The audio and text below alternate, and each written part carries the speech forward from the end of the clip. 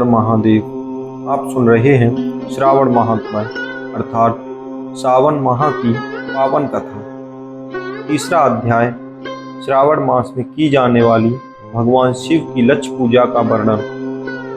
सनत कुमार जी बोले, हे भगवान, आपने श्रावण मास के व्रतों का संक्षिप्त वर्णन किया।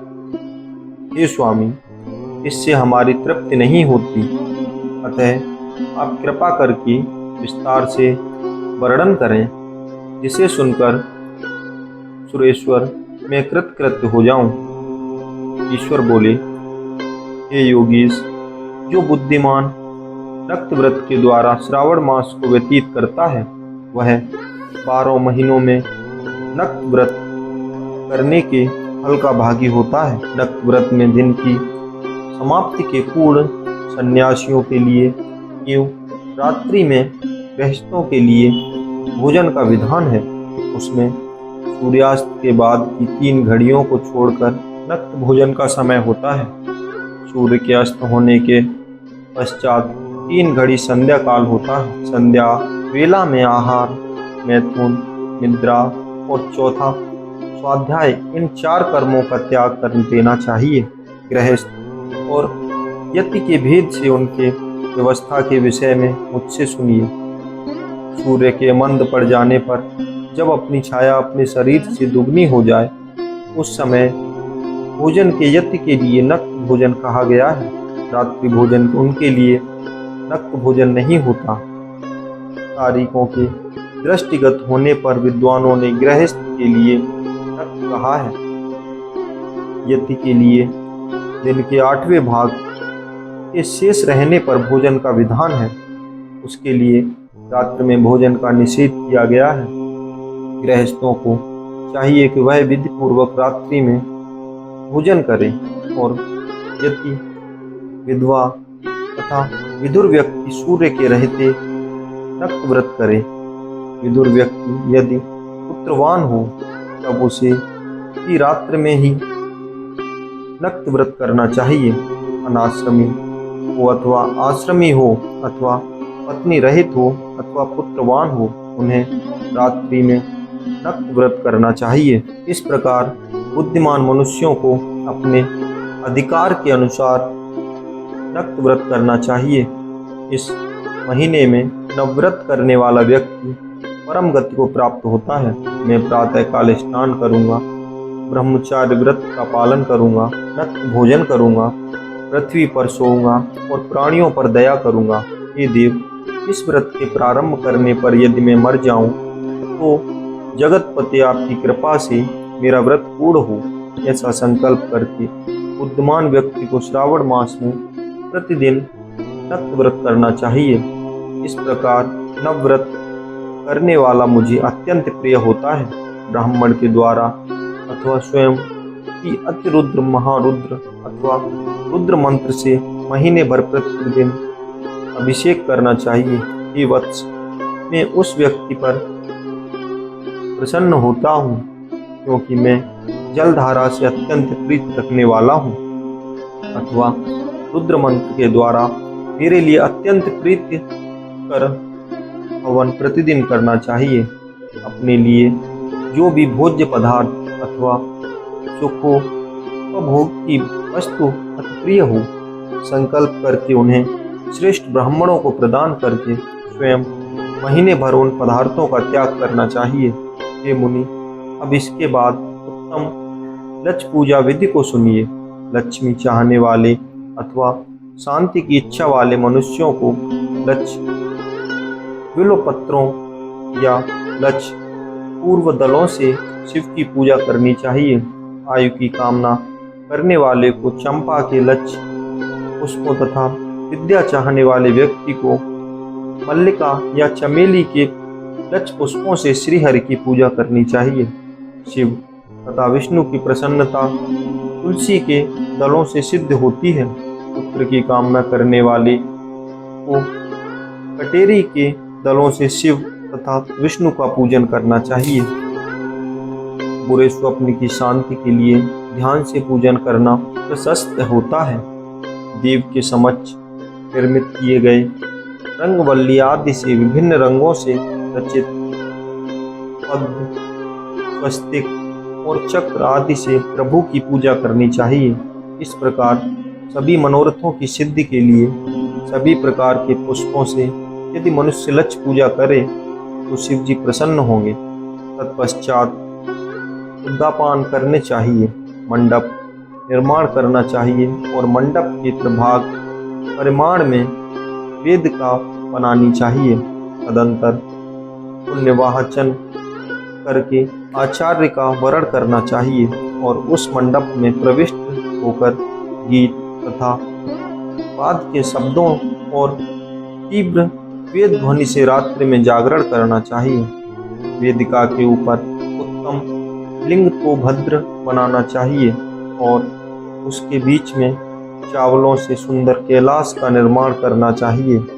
उसके ऊपर तांबे का अत्यंत चमकीला तथा पंच पल्लव युक्त कलश स्थापित करना चाहिए और उसे रेशमी वस्त्र से वेष्टित कर देना चाहिए। उसके लिए ऊपर पार्वती पति शिव की स्वर्णमय प्रतिमा स्थापित करनी चाहिए। तत्पश्चात पंचामृत पूर्वक धूप, दीप तथा नैवेद्य से उस प्रतिमा की पूजा करनी चाहिए और गीत, वाद, नृत्य, ये वेद, शास्त्र तथा पुराणों के पाठ के द्वारा रात्रि में जागरण करना चाहिए। इसके बाद प्रातःकाल भली भांति स्नान करके पवित्र हो जाना चाहिए और अपनी शाखा में निर्दिष्ट विधान के अनुसार वेदी का निर्माण करना चाहिए। तत्पश्चात मूल मंत्र से या गायत्री मंत्रों से या शिव के सहस्त्र नाम के द्वारा तिल तथा घृत मिश्रित खीर से हवन करना चाहिए। जिस मंत्र से पूजा की गई है उसी से हवन करना चाहिए। तदंतर शर्करा और घी से मिश्रित चरु से आहुति डालनी चाहिए। तदंतर स्विष्टकृत हवन करके पूरा आहुति डालनी चाहिए। इसके बाद वस्त्र, अलंकार तथा भूषणों से भली भांति आचार्य का पूजन करना चाहिए। तत्पश्चात अन्य ब्राह्मणों का पूजन करना चाहिए और उन्हें दक्षिणा देनी चाहिए। जिस जिस वस्तु से उमापति शिव की लक्ष्य पूजा की जाती हो उसका दान करना चाहिए। स्वर्णमयी मूर्ति बनाकर शिव की पूजा करनी चाहिए।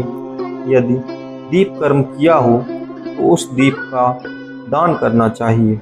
चांदी का दीपक और स्वर्ण की वर्तिका बत्ती बनाकर उसे घी से भरकर सभी कामनाओं और अर्थ की सिद्धि के लिए उसका दान करना चाहिए। इसके बाद प्रभु से क्षमा प्रार्थना करनी चाहिए और अंत में 100 ब्राह्मणों को भोजन करा देना चाहिए। हे मुनि, जो व्यक्ति इस प्रकार पूजा करता है मैं उस पर प्रसन्न होता हूँ। उसमें भी जो श्रावण मास में पूजा करता है उसका तो अनंत फल होता है। यदि अपने लिए अत्यंत प्रिय कोई वस्तु मुझे अर्पण करने से विचार से इस मास में कोई त्याग करता है तो अब उसका फल सुनिए। इस लोक में तथा परलोक में उसकी प्राप्ति लाख गुना अधिक होती है।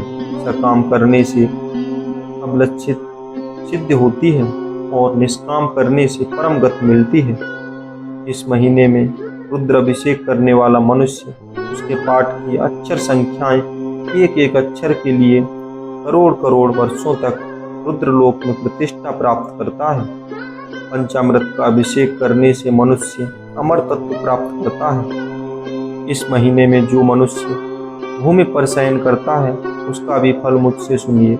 हे द्विज श्रेष्ठ, वह मनुष्य 9 प्रकार के रत्नों से जड़ी हुई सुंदर वस्त्र से आच्छादित बिछे हुए कोमल गद्दे से सुशोभित 10 तकियों से युक्त रम्य स्त्रियों से विभूषित रत्न निर्मित दीपों से मंडप तथा अत्यंत मृदु और गरुड़ाकार प्रवाल मणि निर्मित अथवा हाथी दांत की बनी हुई अथवा चंदन की बनी हुई उत्तम तथा शुभ शैया प्राप्त करता है। इस मास में ब्रह्मचार्य का पालन करने से वीर की दृष्टि पुष्ट होती है। पूज बल, शरीर की दृढ़ता और जो भी धर्म के विषय में उपकार होते हैं वह सब उसे प्राप्त हो जाता है। निष्काम ब्रह्मचर्य व्रत को साक्षात ब्रह्म प्राप्ति होती है और सकाम को स्वर्ग तथा सुंदर देवांगनाओं की प्राप्ति होती है। इस मास में दिन रात अथवा केवल दिन में अथवा भोजन के समय मौन व्रत धारण करने वाला ही महान वक्ता को हो जाता है। व्रत के अंत में घंटा और पुस्तक का दान करना चाहिए। मौन व्रत के महात्म्य से मनुष्य सभी शास्त्रों से कुशल तथा वेदांग में पारंगत हो जाता है और वह बुद्धि में बृहस्पति के समान हो जाता है। मौन धारण करने के लिए किसी के कलह नहीं होता, अतः मौन व्रत अत्यंत उत्कृष्ट है। इसी के साथ यह अध्याय समाप्त होता है। चौथा अध्याय धारणा, पारणा, मासोपवास व्रत और रुद्रवर्ती व्रत वर्णन में सुगंधा का आख्यान। ईश्वर बोले, हे सनत कुमार, अब मैं धारण पारण व्रत का वर्णन करूंगा। प्रतिपदा के दिन से आरंभ करके सर्वप्रथम पुण्याह वाचन कराना चाहिए। इसके बाद मेरी प्रसन्नता के लिए धारण पारण व्रत का संकल्प करना चाहिए। एक दिन धारण व्रत करें और दूसरे दिन पारण व्रत करें। धारण में उपवास और पारण में भोजन होता है। मास के समाप्त होने पर व्रती को इसका उद्यापन भी करना चाहिए। उद्यापन के लिए श्रावण मास के समाप्त होने पर सबसे पहले पुण्यवाचन कराना चाहिए। इसके बाद हे मानद, आचार्य तथा अन्य ब्राह्मणों का वरण करना चाहिए। तत्पश्चात पार्वती तथा शिव की स्वर्ण निर्मित प्रतिमा को जल से भरे हुए कुंभ पर स्थापित कर रात में भक्ति पूर्वक पूजन करना चाहिए और पुराण श्रवण आदि के साथ रात भर जागरण करना चाहिए। प्रातःकाल अग्नि स्थापन करके विधि पूर्वक हवन करना चाहिए। त्र्यंबक इस मंत्र से तिल मिश्रित भात की आहुति डालनी चाहिए। उसी प्रकार शिव गायत्री मंत्र से घी मिश्रित भात की आहुति डालें और पुनः क्षण भर मंत्र से खीर की आहुति प्रदान करें। तदंतर पूर्ण आहुति देकर हवन शेष का समापन करना चाहिए और बाद में ब्राह्मणों को भोजन कराना चाहिए तथा आचार्य की पूजा करनी चाहिए। ये महाभाग इस प्रकार से उद्यापन समाप्त करके मनुष्य ब्रह्म हत्या आदि पात कोषों से मुक्त हो जाता है, इसमें संदेह नहीं है। अतः ये इस महाव्रत को अवश्य करना चाहिए। ये महामुनि, अब श्रवण में मासोपवास की विधि को आदर पूर्वक सुनिए। प्रतिपदा के दिन प्रातःकाल इस व्रत का संकल्प करें। स्त्री हो या पुरुष, मन तथा इंद्रियों को नियंत्रित करके इस व्रत को करें। अमावस्या तिथि को लोक का कल्याण करने वाले वृषध्वज शंकर की अर्चना, पूजा, पोषण, उपचारों से करें। तदंतर अपनी सामर्थ्य के अनुसार वस्त्र तथा अलंकार आदि से ब्राह्मणों का पूजन करें। उन्हें भोजन कराएं तथा प्रणाम करके विदा करें। इस प्रकार से किया गया मासोपवास व्रत मेरी प्रसन्नता कराने वाला होता है। ये सनत कुमार, मनुष्य को सभी सिद्धियां प्रदान करने वाला व्रत संख्या परमृत रुद्रवर्ती व्रत के विधान को सावधान होकर सुनिए। अत्यंत आदर पूर्वक कपास के 11 तंतुओं से बत्तियां बनानी चाहिए। वे रुद्रवती नाम वाली बत्तियां मुझे प्रसन्न करने वाली हैं। मैं श्रावण मास में भक्ति पूर्वक देवों के देव गौरीपति महादेव का इन 1 लाख संख्या वाली बत्तियों से निरांजन करूंगा। इस प्रकार श्रावण मास के प्रथम दिन विधि पूर्वक संकल्प करके महीने भर प्रतिदिन शिव की पूजन कर 1000 बत्तियों से निरांजन करें।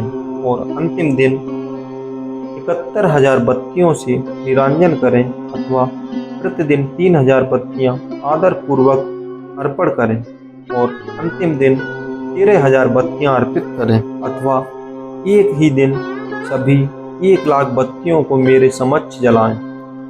प्रचुर मात्रा में घी में भिगोई जो कृष्णगंध बत्तियां होती हैं वे मुझे प्रिय हैं। तत्पश्चात मुझ विश्वेश्वर का पूजन करके कथा श्रवण करें। सनत कुमार बोले, हे देव, हे जगन्नाथ, जगदानंदन कारक, कृपा करके आप मुझे इस व्रत का प्रभाव बताएं।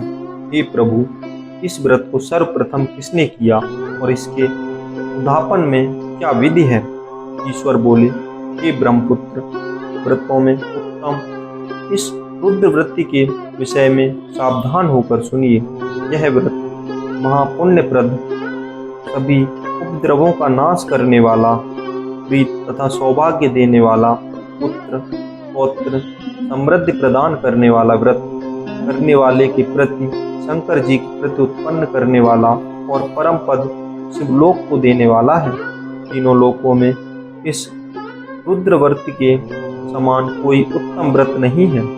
इस संबंध में लोग यह प्राचीन दृष्टांत देते हैं। क्षिप्रा नदी के रम्य तट पर उज्जैनी नामक एक सुंदर नगरी थी। उस नगरी में सुगंधा नामक एक परम सुंदरी वारांगना कर थी। उसने अपने साथ संग गर्ग के लिए अत्यंत दुस्सह शुल्क निश्चित किया था। 100 स्वर्ण मुद्रा देकर सत्सर्ग करने की शर्त उसने रखी थी। उस सुगंधा ने युवकों तथा ब्राह्मणों को भ्रष्ट कर दिया था। उसने राजाओं तथा राजकुमारों को नग्न करके उनके आभूषण आदि लेकर उनका बहुत तिरस्कार किया था। इस प्रकार उस सुगंधा ने बहुत लोगों को लूटा था। उसके शरीर की सुगंध से कोस भर का स्थान सुगंधित रहता था। वह पृथ्वी तल पर रूप, लावण्य और कांति की मानो निवास स्थली थी। वह 6 रागों और 36 रागनियों के गायन में तथा उनके अन्य बहुत से भेदों की भी गान क्रिया में अत्यंत कुशल थी। वह नृत्य में रंभा आदि देवांगनाओं को भी तिरस्कृत कर देती थी और अपनी एक एक पग पर अपनी गति से हाथियों तथा हंसों का उपहास करती थी। इसी दिन वह सुगंधा कटाक्षों तथा भौं चलाने के द्वारा आम ब्राह्मणों को छोड़ती हुई क्रीड़ा करने के विचार से क्षिप्रा नदी के तट पर गई। उसने ऋषियों के द्वारा सेवित मनोरम नदी को देखा। वहाँ कई विप्र ध्यान में लगे हुए थे, तब कई जप में लीन थे, कई शिवाचरण में रत तथा कई विष्णु के पूजन में तल्लीन थे। हे महामुनि, उसने उन ऋषियों के बीच विराजमान मुनि वशिष्ठ को देखा। उनके दर्शन के प्रभाव से उसकी बुद्धि धर्म में प्रवृत्त हो गई। जीवन तथा विशेष रूप से विषयों से उसकी विरक्ति हो गई। वह अपना सर झुकाकर बार बार मुनियों को प्रणाम करके अपने पापों की निवृत्ति के लिए मुनिश्रेष्ठ वशिष्ठ जी से कहने लगी। सुगंधा बोली, हे अनानाथ, हे विपेंद्र, हे सर्व विद्या विरासत, हे योगीश, मैंने बहुत से पाप किए हैं। अतः हे प्रभु, उन समस्त पापों के नाश के लिए मुझे उपाय बताइए। ईश्वर बोले, हे सनत कुमार, उस सुगंधा के इस प्रकार कहने पर वे दीन वत्सल मुनि वशिष्ठ अपनी ज्ञान दृष्टि से उसके कर्म को जानकर आदर पूर्वक कहने लगे। वशिष्ठ जी बोले, तुम सावधान होकर सुनो। जिस पुण्य से तुम्हारे पाप का पूर्ण रूप से नाश हो जाएगा, वह सब मैं तुमसे अब कह रहा हूँ। हे भद्रे, तीनों लोकों में विख्यात वाराणसी में जाओ। वहाँ जाकर तीनों लोकों में दुर्लभ महान पुण्य देने वाले तथा शिव के लिए अत्यंत प्रीतिकर रुद्रवर्ती नामक व्रत को उस क्षेत्र में करो। हे भद्रे, इस व्रत के करके तुम परम गति को प्राप्त होगी। ईश्वर बोले, तब उसने अपना धन लेकर सेवक तथा मित्र सहित काशी में जाकर वशिष्ठ के द्वारा बताए गए विधान के अनुसार व्रत किया। इस प्रकार उस व्रत के प्रभाव से वह शरीर से उस शिवलिंग में विलीन हो गई। हे सनत कुमार, इस प्रकार जो स्त्री इस परम दुर्लभ व्रत की करती है, वह जिस जिस अभीष्ट पदार्थ की इच्छा करती है उसे निसंदेह प्राप्त होता है। हे सुव्रत, अब आप माणिक्यवर्तियों का महात्म्य सुनिए। हे विपेंद्र, उन माणिक्यवर्तियों के व्रत से स्त्री मेरे अर्ध आसन की अधिकारिणी हो जाती है और महाप्रलय पर्यंत वह मेरे लिए प्रिय रहती है। अब मैं इसकी व्रत की संपूर्णता के लिए उदापन का विधान बताऊंगा। चांदी की बनी हुई नंदीश्वर की मूर्ति पर आसीन सुवर्णमय भगवान शिव की पार्वती सहित प्रतिमा को कलश पर स्थापित करना चाहिए और विधि के साथ पूजन करके रात्रि में जागरण करना चाहिए। इसके बाद प्रातःकाल नदी में निर्मल जल से विधि पूर्वक स्नान करके 11 ब्राह्मणों सहित आचार्य का वरण करना चाहिए। तत्पश्चात रुद्र सूक्त से अथवा गायत्री से अथवा मूल मंत्र से घी, खीर और बेल पत्रों से हवन करना चाहिए। इसके बाद पूर्णाहुति हवन करके आचार्य आदि की विधिवत पूजा करनी चाहिए और सपत्नी 11 उत्तम विप्रों को भोजन कराना चाहिए। ये सनत कुमार, जो स्त्री इस प्रकार से व्रत करती है उस समस्त पापों से मुक्त हो जाती है। तत्पश्चात विधान पूर्वक कथा सुनकर स्थापित की गई समस्त सामग्री ब्राह्मणों को दे देनी चाहिए। इससे निश्चित रूप से 1000 अश्वमेघ यज्ञों का फल प्राप्त होता है। इसी के साथ यह अध्याय समाप्त होता है। 5वां अध्याय श्रावण मास में किए जाने वाले विभिन्न व्रतानुष्ठान और रविवार व्रत वर्णन में सुकर्मा द्विज की कथा। ईश्वर बोले, हे सनत कुमार, करोड़ पार्थिव लिंगों के महात्म्य तथा पुण्य का वर्णन नहीं किया जा सकता। जब मात्र एक लिंग का महात्म्य नहीं कहा जा सकता तो फिर करोड़ लिंगों के विषय में कहना ही क्या। मनुष्य को चाहिए कि करोड़ लिंग निर्माण की असमर्थता में 1 लाख लिंग बनाए या 1000 लिंग अथवा 100 लिंग ही बनाए। यहाँ तक कि 1 लिंग बनाने से भी मेरी सानिध्य मिल जाती है। क्षण भर षट्क्षर मंत्र से 16 उपचारों के द्वारा भक्तिपूर्ण मन से भगवान शिव की पूजा करनी चाहिए। गृह यज्ञ के साथ उदापन करना चाहिए। तदंतर हवन करना चाहिए और ब्राह्मणों को भोजन कराना चाहिए। ये सनत कुमार, इस अनुष्ठान को करने वाले की अकाल मृत्यु नहीं होगी। यह व्रत बांझपन को दूर करने वाला तथा विपत्तियों का नाश करने वाला और सब संपत्तियों की वृद्धि करने वाला है। मृत्यु के पश्चात वह मनुष्य कल्प पर्यंत मेरे समीप कैलाश वास करता है। जो मनुष्य श्रावण मास में पंचामृत से शिव जी का अभिषेक करता है वह सदा पंचामृत का पान करने वाला, गोधन से संपन्न, अत्यंत मधुर भाषण करने वाला तथा त्रिपुर के शत्रु भगवान शिव को प्रिय होता है।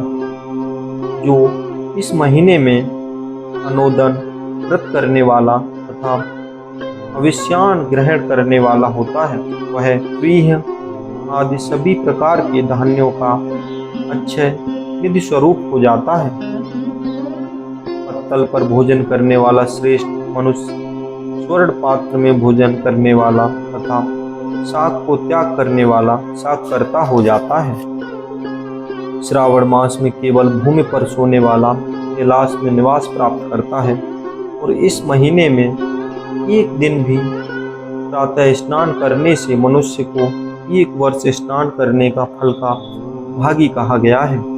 इस महीने में जितेंद्रिय होने के मनुष्य को इंद्रिय बल प्राप्त होता है। इस महीने में इष्टपित, पाषाण, मृत्तिका, मरकतमणि, इष्ट, पीठी, धातु, चंदन, नवनीत आदि निर्मित अथवा अन्य किसी भी शिवलिंग में, साथ ही किसी स्वयं आविर्भूत या स्वयं आविर्भूत न हुए लिंग में श्रेष्ठ पूजा करने वाला मनुष्य सैकड़ों ब्रह्म हत्याओं को भस्म कर डालता है। किसी तीर्थ क्षेत्र में सूर्य ग्रहण या चंद्र ग्रहण के अवसर पर 1 लाख जप से जो सिद्धि होती है वह इस महीने में 1 बार के जप से हो जाती है। अन्य समय में जो 1000 बार नमस्कार और प्रदक्षिणाएं की जाती हैं उनका जो फल होता है वह इस महीने में 1 बार करने से ही प्राप्त हो जाता है। मुझको प्रिय इस श्रावण मास में वेद पारायण करने पर सभी वेद मंत्रों की पूर्ण रूप से सिद्धि हो जाती है। श्रद्धायुक्त होकर इस महीने में 1000 बार पुरुष सूक्त पाठ करना चाहिए अथवा कलयुग में इसका 4 × 4000 पाठ करना चाहिए अथवा वर्ड संख्या का 100 गुना पाठ करना चाहिए अथवा यदि यह करने में असमर्थ हो तो आलस्यहीन होकर मात्र 100 पाठ करना चाहिए। ऐसा करने वाला ब्रह्म हत्या आदि पापों से मुक्त हो जाता है, इसमें संदेह नहीं है। गुरु पत्नी के साथ संसर्गजन्य पाप के लिए यही महान प्रायश्चित है। इसके महान पुण्यप्रद, पवित्र तथा पापनाशक कुछ भी नहीं है। पुरुषों के जप के बिना इस मास के एक भी दिन व्यतीत नहीं करना चाहिए। जो मनुष्य इस फल को अर्थवाद कहता है वह नरकगामी होता है। इस महीने में समिंधा, चारू, तिल और घी से गृह यज्ञ हवन करना चाहिए। शिव के रूपों को भली भांति ध्यान आदि करके धूप, गंध, पुष्प, नैवेद्य आदि से पूजन करना चाहिए और अपने सामर्थ्य के अनुसार कोटि हवन, लक्ष्य हवन अथवा 10 सहस्त्र हवन करना चाहिए। व्याहतियों ओम भू, ओम भुआ, ओम स्वाहा के साथ तिलों के द्वारा भी यह गृह यज्ञ नामक हवन किया जाता है। ये सनत कुमार, इसके बाद अब मैं वारों के व्रतों का वर्णन करूंगा, आप सुनिए। ये अनग, उनमें सर्वप्रथम मैं आपका रविवार व्रत बताऊंगा। इस संबंध में लोग एक प्राचीन इतिहास को कहते हैं। प्रतिष्ठान नपुर में सुकर्मा नामक एक द्विज था। वह दरिद्र, कृपण तथा भिक्षा व्रत में लगा रहता था। एक बार वह धान्य मांगने के लिए घूमते घूमते नगर गया। उसने किसी गृहस्थ में घर में मिलकर रविवार का उत्तम व्रत करती हुई स्त्रियों को देखा। तब उसे देखकर वे स्त्रियां परस्पर कहने लगी कि इस पूजा विधि को शीघ्रता पूर्वक छिपा लो। इस पर वह विप्र उन स्त्रियों से बोला, हे श्रेष्ठ, हे स्त्रियों, आप लोग इस व्रत को क्यों छिपा रही हैं? आप सभी दयालु स्त्रियां मुझ पर कृपा करके इसके विषय में बताइए। तीनों लोकों में परोपकार के समान कोई धर्म नहीं है। समान चित्त वाले सज्जनों के लिए परमार्थ ही स्वार्थ है। मैं दरिद्र तथा दुखी हूँ। इस श्रेष्ठ व्रत को सुनकर मैं भी इसे करूँगा। अतः आप लोग इस व्रत का विधान तथा फल अवश्य बताएं। स्त्रियां बोली, हे द्विज, इस व्रत के करने में आप उन्माद तथा प्रमाद करेंगे अथवा इसे भूल जाएंगे अथवा इसके प्रति अभक्ति या अनास्था रखने लगेंगे। अतः आपको यह व्रत कैसे बताऊं?